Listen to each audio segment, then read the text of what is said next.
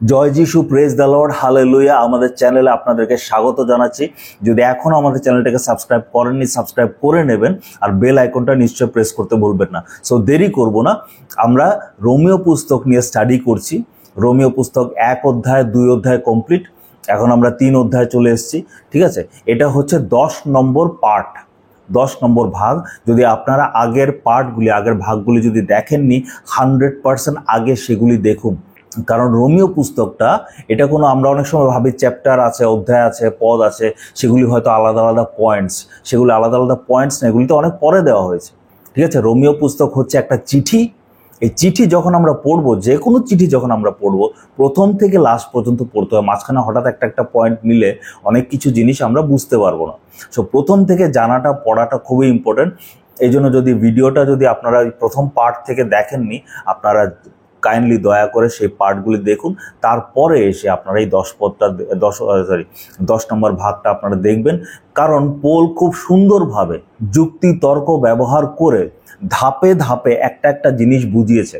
আমরা এতদিন যে জিনিসটা বুঝলাম সেটা হচ্ছে 1 অধ্যায়, যেটা আমরা মেইনলি দেখলাম সেটা হচ্ছে যে যারা পরজাতি ছিল, মানে যারা জিহুদি ছিল না, যারা অধার্মিক জীবনযাপন করতো, উশৃঙ্খলভাবে জীবনযাপন করতো, যারা মূর্তি পূজা করতো, যারা ব্যভিচার করতো, এমন ধরনের মানুষকে পোল বলেছে তাদের উপর ঈশ্বরের ক্রোধ নেমে আসবে, তারা ঈশ্বরের বিচারের সম্মুখীন হবে।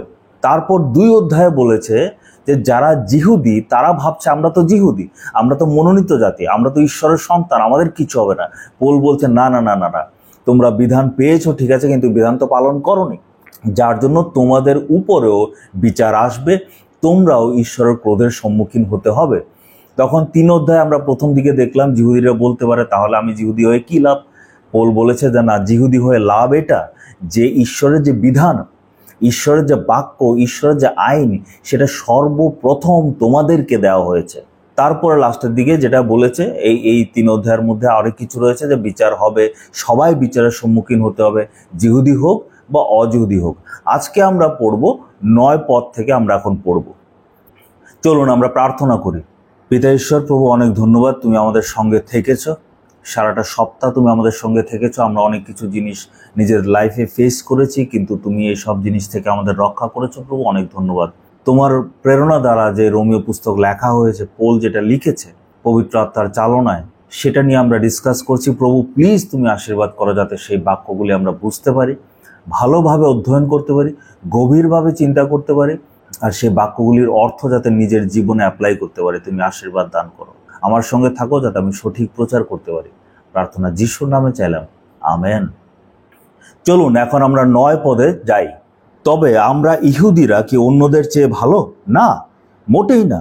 কারণ আমি আগেই এই কথা প্রমাণ করেছি যে ইহুদি ও অন্যরা জাতি নির্বিশেষে সকলেই পাপের বশীভূত। এইখানে পোল বলার চেষ্টা করছে, তার মানে কি জিহুদিরা খুব ভালো, অন্যদের থেকে ভালো? কারণ জিহুদিদের মধ্যে সে অহংকার ছিল।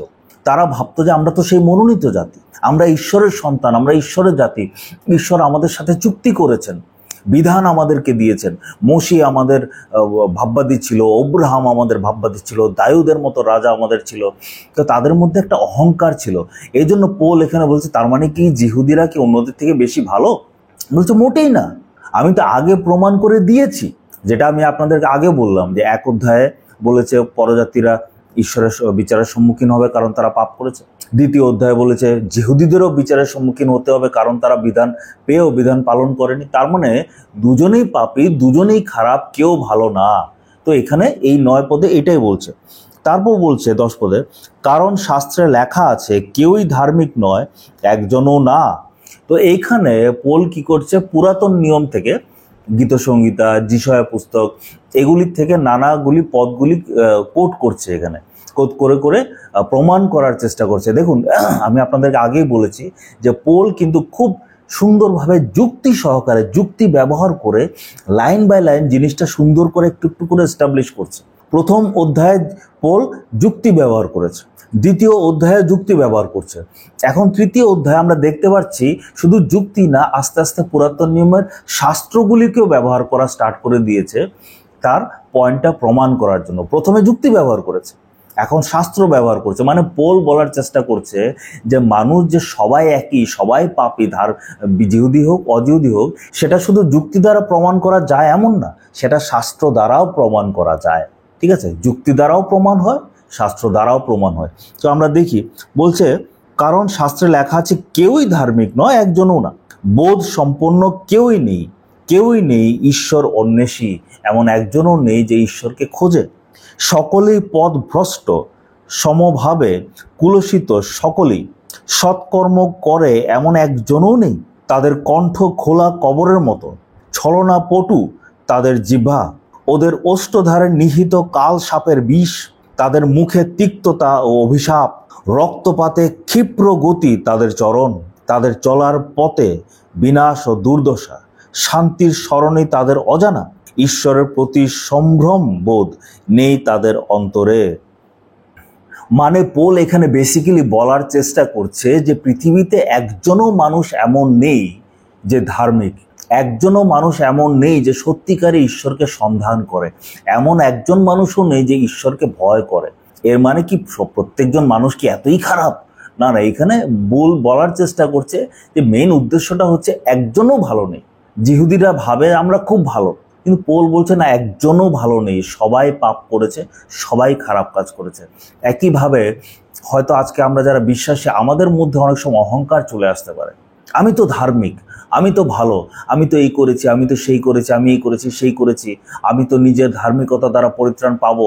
কেউ বলে না এই কথাটা, কিন্তু আমাদের নিজের মধ্যে অনেক সময় কাজ করে। আমরা অন্যদের বিচার করি, এই করি সেই করি, নিজেকে খুব ভালো ভাবি। কিন্তু পোল এখানে বলার চেষ্টা করেছে একজন মানুষও পৃথিবীতে এমন নেই যে পারফেক্ট, যে সৎভাবে চলেছে, সবাই আমরা একই। সো যখন আমরা অন্যদের যারা অবিশ্বাসী তাদেরকে বিচার করি, তাহলে তারা তো এমন করেছে, তারা তো এমন করে, তারা এই করে, সারা সেই করে, আমরা চিন্তা করা উচিত আমিও তো একই, আমার আর ওর মধ্যে তফাৎটা কোথায়? তফাৎটা এতটুকুই যে ও আর আমি দুজনেই পাপ করেছি, ওর পাপটা ক্ষমা হয়নি কারণ সে প্রভু যিশুতে বিশ্বাস করেনি, আমি বিশ্বাস করেছি, আমার পাপটা ক্ষমা হয়ে গেছে, আমি দয়া পেয়েছি, আমি অনুগ্রহ পেয়েছি। গর্ব করার মতন, অহংকার করার মতন আমার মধ্যে কিছু নেই। তারপর আমরা যাচ্ছি 19 পদে।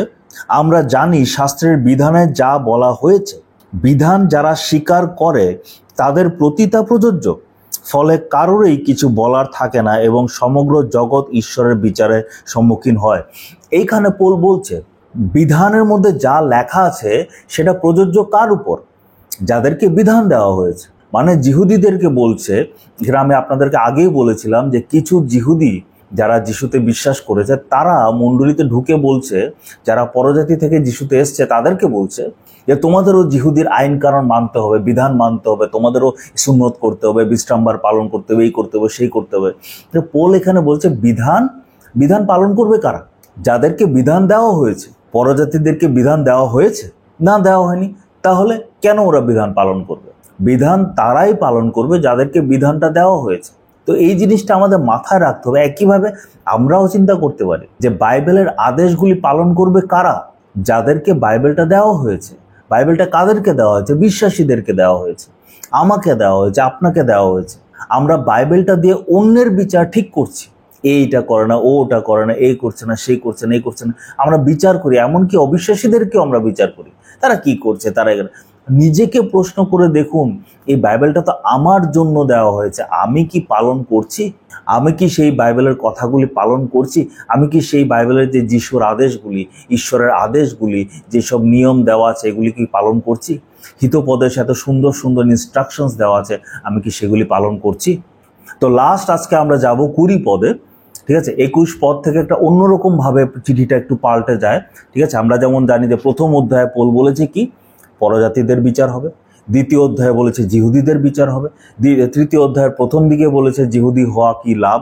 তারপরে যেটা আমরা এখন পড়ছি সেটা হচ্ছে জিহুদি অজিহুদি সবাই পাপী, সবাই পাপ বিচারের সম্মুখীন হবে। আর তিন অধ্যায়ের বাকি পার্টে কি হবে? এইখানে পোল একটা নতুন জিনিস ইন্ট্রোডিউস করবে, সেটা হচ্ছে আমি যেটা আপনাদেরকে আগের ভিডিওতে বলেছি যে হিরোর এন্ট্রি হবে। এতক্ষণ কিন্তু আমরা যে এই এক অধ্যায় পড়েছি, এক কথায় স্টার্টিংয়ে পোল যিশুর কথা বলেছে যে আমি যিশুর দাস, আমি যিশুর প্রচারক, যিশুর সার্ভেন্ট, আমি প্রচার করছি, আমার প্রতি অনুগ্রহ করা হয়েছে। কিন্তু এরপর থেকে যখন আসল যুক্তিগুলি স্টার্ট হয়েছে, একবারও কিন্তু পোল যিশুর নাম বলেনি, একবারও কিন্তু পোল পবিত্র আত্মার নাম বলেনি। সো আজকে আমরা 20 পদ অবধি শেষ করব। কারণ বিধানসম্মত কর্মের দ্বারা কোনো মানুষ তার দৃষ্টিতে ধার্মিক প্রতিপন্ন হয় না, কারণ বিধান শুধু পাপ বোধ জাগাতে সক্ষম। বলছে কোনো মানুষ বিধান পালনের দ্বারা ধার্মিক প্রতিপন্ন হয় না, কারণ বিধান মানুষকে ধার্মিক বানায় না। বিধান কি করে? মানুষের পাপ বোধ জাগায়। আমার একটা অনুগ্রহের ব্যাপারে একটা ভিডিও আছে, আপনারা ওই ভিডিওটা দেখে নেবেন, ঠিক আছে? লাস্টের দিকে আমি লাস্টে দিয়ে দেব, ঠিক আছে? আপনারা দেখতে পারবেন। ওখানে আমি যে জিনিসটা বলেছি সেটা হচ্ছে বিধান আমাদের মধ্যে পাপ বোধ জাগায়। মানে ধরুন না, আমি জাস্ট আপনাদেরকে উদাহরণ দিচ্ছি, ধরুন না আমি ভাবি যে চুরি করা পাপ, মার্ডার করা পাপ, ব্যভিচার করা পাপ, লুটমার করা পাপ, রাস্তায় মারামারি করা পাপ, গালাগালি করা পাপ, কিন্তু মিথ্যে কথা যে পাপ সেটা আমি কোনোদিনও জানিও না, আর মিথ্যে কথাকে আমি পাপ হিসাবে ধরিও নি। তো আমি আমার জীবনে যে যে পাপ করেছি সেগুলির লিস্ট যখন আমি বানাবো, সাপোজ একটা মনের মধ্যে আমরা একটা লিস্ট বানিয়েছি, আমি চুরি করেছিলাম একবার, হ্যাঁ 10 টাকা চুরি করেছি, আমি রাগে মানুষকে গালাগালি করেছি, আমি একটা লিস্ট বানালাম, তৈরি করলাম। এই লিস্টে কি মিথ্যে কথা থাকবে? নিশ্চয় থাকবে না, কারণ আমি মিথ্যে কথাকে তো পাপ হিসাবে আমি গ্রাহ্যই করিনি, মিথ্যে কথাকে আমি পাপ হিসাবে ভাবিও না। এখন আমার কাছে বিধান আসলো, এখন আমার কাছে নিয়ম আসলো, আরে এখানে আমি পড়ে দেখলাম, হ্যাঁ মিথ্যে কথা বলা পাপ। আরে আমি তো কোনোদিনও ভাবিনি যে মিথ্যে কথা বলা পাপ, আমি তো কত মিথ্যে কথা বলেছি। এখন কি হয়েছে, আমার যে পাপের প্রতি যে বোধ সেটা এখন বেড়ে গেছে। আগে যে আমার লিস্ট ছিল, এই লিস্টের মধ্যে মিথ্যে কথা একটা অ্যাড হয়ে গেছে, একটা প্লাস হয়ে গেছে, একটা বেড়ে গেছে। আগে আমি মিথ্যে কথা বললে আমার কিছু হতো না, কিন্তু এখন মিথ্যে কথা বললে আমার মধ্যে পাপ বোধ আসে, আমি বুঝতে পারি যে আমি পাপ করেছি। সো বিধানের উদ্দেশ্যটা কি? বিধানের উদ্দেশ্য কখনোই ছিল না যে মানুষকে ধার্মিক করা, বিধানের উদ্দেশ্য এটা ছিল না যে মানুষকে পবিত্র করা। বিধানের মেইন উদ্দেশ্য ছিল যাতে মানুষকে বোঝায় যে তুমি আসলে কত নোংরা বুঝো। ধরুন না আমি একটা হাতে সাদা গ্লাভস পরেছি, ঠিক আছে? আমি এই হাতে সাদা গ্লাভস পরেছি, ধরুন না আমার এখন এই যে টেবিলটা আছে, আমার সামনে একটা টেবিল আছে, আপনারা হয়তো দেখছেন না, আমি যদি এই হাতে এভাবে করে ঘষাই, আমি কিন্তু বুঝবো না এখানে যে বালু একটু হলেও আছে। কিন্তু যদি সাদা একটা রুমাল বা সাদা একটা গ্লাভস নিয়ে যদি আমি এই টেবিলের মধ্যে এভাবে ঘষাই, দেখবো সাদা গ্লাভসের মধ্যে দাগ পড়ে গেছে। তার মানে যে হালকা ময়লা আছে সেটা এই হাতে আমি কখনো বুঝতে পারবো না, কারণ এই হাতে সাদা গ্লাভস নেই বা সাদা রুমাল নেই। কিন্তু যখন আমি একদম সাদা একটা রুমাল নিয়ে বা গ্লাভস নিয়ে এখানে ঘষবো, তখন ছোট ছোট ময়লা পর্যন্ত দেখা দেবে। বিধানটা হচ্ছে সেই সাদা গ্লাভসের মতন, সেই সাদা রুমালের মতো, সেটা আমাদের প্রত্যেকটা ছোট ছোট পাপকেও আমাদের চোখের সামনে ধরিয়ে দেয়। তো এই জন্য পোল বলছে যে তোমরা বিধান নিয়ে তো অহংকার করার কিছু নেই, কারণ বিধান পালন করে কেউ ধার্মিক প্রতিপন্ন হয়নি, কেউ ধার্মিক হতে পারেনি বিধান পালন করার দ্বারা। কারণ প্রথমত বিধান কেউই 100% পালন করতে পারেনি। সেকেন্ডলি, কেউ যদি ধার্মিকতার কাজ করেও কিছুটা করেছে, সেটাও ঈশ্বরের পবিত্রতার সামনে কিছুই না। তো এখানে আমরা আজকে কি দেখলাম? আমরা এটাই দেখলাম যে সবাই পাপ করেছে, জিহুদিরা কোনো এক্সট্রাঅর্ডিনারি ভালো না, সবাই সেম, সবাই পাপ করেছে, সবাই ঈশ্বরের থেকে দূরে চলে গেছে, কেউ ঈশ্বরকে খোঁজে না, ঈশ্বরকে ভয় করে না। আর তারপর আমরা কি দেখলাম? এখানে বিধান পালন করে, নিয়ম কানুন পালন করে কেউ ধার্মিক হতে পারে না। তাহলে প্রশ্ন হচ্ছে কিভাবে তাহলে আমরা ধার্মিক হব, কিভাবে আমি পবিত্র হব? নিজের বিধান পালন করেও যদি পবিত্র না হই, ধার্মিক কাজ করেও যদি আমি 100% পবিত্র হতে না পারি, তো কিভাবে আমি পবিত্র হব, কিভাবে আমি ধার্মিক হব? আমি তো ধার্মিক হতে চাই, আমি চাই পবিত্র হতে, আমি ঈশ্বরের কাছে যেতে চাই, কিন্তু কোনোভাবেই সেটা হচ্ছে না। কিভাবে হবে সেটার উত্তর আমরা পাবো 3 অধ্যায়ের বাকিগুলি যখন আমরা পড়বো। আপনারা নেক্সট ভিডিওর অপেক্ষা করবেন, নেক্সট স্টাডিটার অপেক্ষা করবেন। সো আজকে আমরা এতটুকুই শিখলাম, প্রার্থনা করে শেষ করছি। পিতা ঈশ্বর, অনেক ধন্যবাদ প্রভু, তুমি আমাদেরকে বুঝতে সাহায্য করেছো যে আমরা সবাই পাপী, আমাদের মধ্যে একজনও নেই যে পাপ করেনি, সবাই আমরা পাপ করেছি। পাপের বিচারের সম্মুখীন আমাদের হতে হবে। আমরা সবাই অপবিত্র, তোমার থেকে দূরে চলে গেছি, আমরা তোমাকে ভয় করি না, পাপ করেছি, উশৃঙ্খল জীবনযাপন করেছি। প্রত্যেকজন প্রভু, একজনও বলতে পারবে না যে আমি কখনো পাপ করিনি। এখন আমরা চিন্তা করছি প্রভু যে কিভাবে আমি পবিত্র হতে পারবো, কিভাবে আমি ধার্মিক হতে পারবো। আগামী ভিডিওতে প্লিজ তুমি আমাদের সাহায্য করো, যাতে তোমার বাক্য থেকে আমরা অনেক কিছু বুঝতে পারি। আশীর্বাদ করো প্রভু, প্রার্থনা যিশুর নামে চাইলাম, আমেন।